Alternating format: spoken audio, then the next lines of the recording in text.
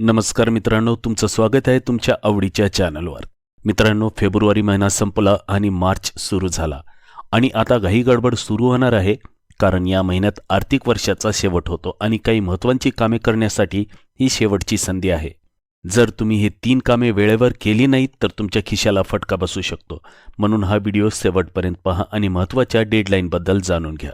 सोबतच मित्रांनो, अशीच माहितीपूर्ण व्हिडिओ हवे असतील तर या चॅनलला सबस्क्राईब करा. हा व्हिडिओ आवडला तर व्हिडिओला लाईक करा आणि आपल्या प्रियजनांमध्ये हा व्हिडिओ शेअर करायला विसरू नका. चला तर मग आजचा हा व्हिडिओ सुरू करूया. नंबर 1, ITR दाखल करणे. मित्रांनो, जर तुम्ही अजूनही ITR म्हणजेच इन्कम टॅक्स रिटर्न दाखल केला नसेल तर ही शेवटची वेळ आहे. 31 मार्च 2025 ही डेडलाईन आहे. तसेच जर तुम्ही 2022-23च्या आर्थिक वर्षात काही रिटर्नमध्ये चुका केल्या असतील तर त्या सुधारण्यासाठीही हीच अंतिम संधी आहे. लक्षात ठेवा मित्रांनो, इन्कम टॅक्स रिटर्न उशिरा भरल्यास पेनॉल्टी लागू होईल. चुका सुधारायच्या असतील तर हीच योग्य वेळ आहे. रिटर्न दाखल करणं टाळू नका, नाहीतर नंतर प्रॉब्लेम्स वाढतील. जसे की वेबसाईट क्रॅश होऊ शकते, शेवटच्या दिवशी लोड वाढतो. त्यामुळे आत्ताच हे काम पूर्ण करा. नंबर 2, कर बचत गुंतवणूक करणे. मित्रांनो, तुम्हाला टॅक्स वाचवायचा आहे, मग 31 मार्चच्या आत योग्य गुंतवणूक करा. यासाठी सरकारमान्य NSC, PPF, NPS आणि सुकन्या समृद्धी योजनांसारखे उत्तम पर्याय उपलब्ध आहेत.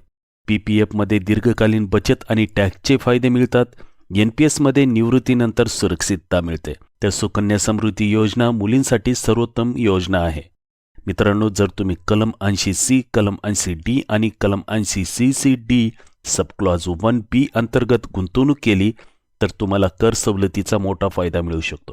त्यामुळे उशीर न करता योग्य योजना निवडा आणि टॅक्स वाचवा. नंबर 3, UAN सक्रिय करा. मित्रांनो, जर तुम्ही नोकरदार असाल तर तुमचा UAN म्हणजेच युनिव्हर्सल अकाउंट नंबर सक्रिय करणं आणि बँक खात्याशी आधार लिंक करणं अत्यंत महत्त्वाचे आहे. जर तुम्ही UAN सक्रिय केलं नाही तर तुम्हाला भविष्यात PF ट्रान्सफर, विड्रॉवल आणि इतर सुविधांमध्ये अडचणी येऊ शकतात. यासाठी तुम्ही UAN पोर्टलवर लॉग इन करा, बँक खाते आधारशी लिंक करा, EPFOच्या सर्व ऑनलाईन सेवांचा लाभ घ्या. एक महत्त्वाची अपडेट, EPFOने याआधी 15 फेब्रुवारी ही शेवटची तारीख दिली होती, पण ती 15 मार्चपर्यंत वाढवण्यात आली आहे.